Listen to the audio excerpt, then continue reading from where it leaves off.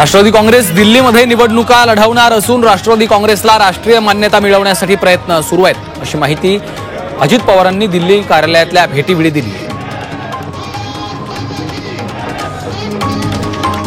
शिवसेना उद्धव बाळासाहेब ठाकरे पक्षाकडून पोलीस महासंचालक रश्मी शुक्ला यांचं अभिनंदन करण्यात आलं। एक्स पोस्टमधून पुन्हा पोलीस महासंचालकपदी नेमणूक झाल्याबद्दल आमदार मिलिंद नार्वेकर यांच्याकडून रश्मी शुक्लांचं अभिनंदन करण्यात आलं।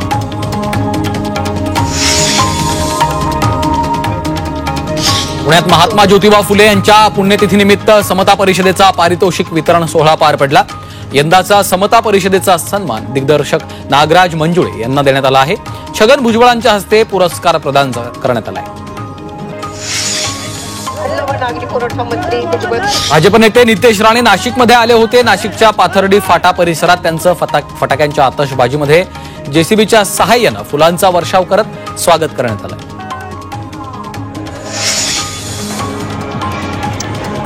शिवसेनेचे नेते रामदास कदमांनी सहकुटुंब शिर्डीमध्ये जाऊन साईंचं दर्शन घेतलं आणि महाआरती केली।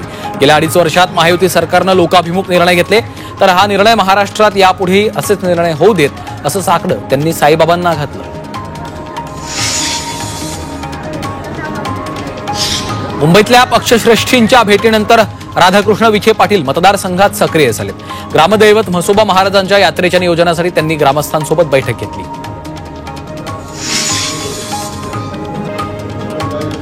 रणजितसिंह नाईक निंबाळकर यांच्याकडे भविष्यात मोठी जबाबदारी सोपवली जाणार आहे। निवडणुकीचा निकाल लागताच रणजितसिंह नाईक निंबाळकर यांनी दिल्लीत जाऊन केंद्रीय नेत्यांची भेट घेतली। यावेळी त्यांना मोठी जबाबदारी देण्याचे संकेत अमित शहांनी दिले।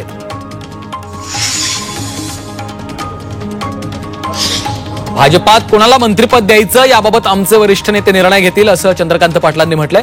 पक्ष देईल ती जबाबदारी मी पार पाडणार आहे असंही ते म्हणाले आहेत। दरम्यान महाविकास आघाडी फुटेल याबाबत आताच वक्तव्य करणं थोडं घाईचं ठरेल असंही पाटील यांनी म्हटलेलं आहे। सोलापुरातील पदाधिकाऱ्यांनी दत्तात्रय भरणे यांना मंत्री करण्यासाठी अजित पवारांना पत्राद्वारे निवेदन केलेलं आहे। इंदापूर विधानसभा मतदारसंघातनं राष्ट्रवादीचे दत्तामामा भरणे सलग तिसऱ्यांदा प्रचंड बहुमताने विजयी झालेत। त्यामुळे पदाधिकाऱ्यांनी दत्तात्रय भरणे यांच्या मंत्रिपदासाठी मागणी केली आहे। रुपाली चाकणकरांनी मुख्यमंत्री पदाबाबत मोठं विधान केलंय। अजित पवार मुख्यमंत्री व्हावेत अशी इच्छा आहे असं चाकणकरांनी म्हटलंय, तर दादांनी सीएम व्हावं ही कार्यकर्त्यांची इच्छा असल्याचं देखील त्यांनी सांगितलं।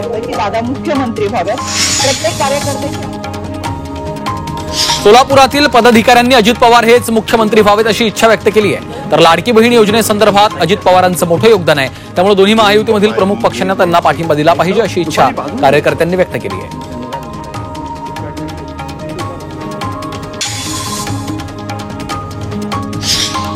पुण्यामध्ये चंद्रकांत पाटील आणि रोहित पवार यांची भेट झाली आहे। महात्मा फुले वाड्यामध्ये कार्यक्रमाला आले असताना दोन्ही नेत्यांची भेट झाली।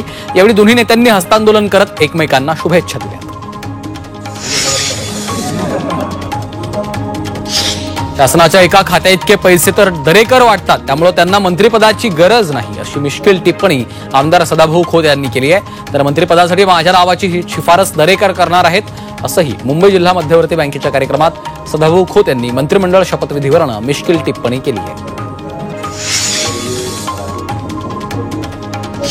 शिवसेना ठाकरे पक्षाचे संजय दिना पाटील यांच्या खासदारकीला आव्हान देणारी याचिका उच्च न्यायालयानं फेटाळली आहे। उमेदवारी अर्ज भरताना वडिलांच्या नावासह आईचं नाव समाविष्ट करणं आवश्यक आहे, मात्र पाटलांनी उमेदवारी अर्जात आईच्या नावाचा उल्लेख न केल्याने त्यांना आव्हान देणारी याचिका दाखल करण्यात आली होती। समीर भुजबळ हे कालही आमच्या सोबत होते, आजही आहेत आणि उद्याही राहतील असं वक्तव्य ज्येष्ठ नेते छगन भुजबळांनी केलंय। समीर भुजबळांनी राष्ट्रवादी काँग्रेसचा राजीनामा देऊन नांदगाव मतदारसंघातनं शिवसेनेचे उमेदवार सुहास कांदे यांच्या विरोधात निवडणूक लढवली होती। त्यावेळी कांदे आणि भुजबळ यांच्यात जोरदार वादही झाला होता। मुख्यमंत्री पदाच्या एकनाथ शिंदेंच्या दाव्यावरून भाजप नेते राधाकृष्ण विखे पाटलांनी प्रतिक्रिया दिली।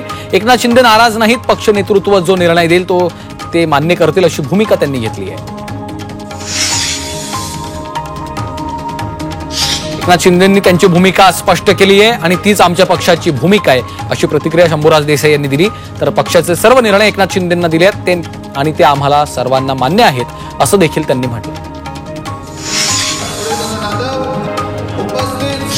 पालघरमध्ये डहाणू मतदारसंघात भाजपमध्ये अंतर्गत वाद चव्हाट्यावर आलाय। भाजपचे उमेदवार विनोद मेढा यांचा पराभव झाला। त्यावरून भाजपचे माजी उपाध्यक्ष प्रशांत पाटील यांनी फेसबुक पोस्ट केली आहे। आपल्याच लोकांनी आपल्या उमेदवाराचा पराभव केला असा आरोप त्यांनी केला।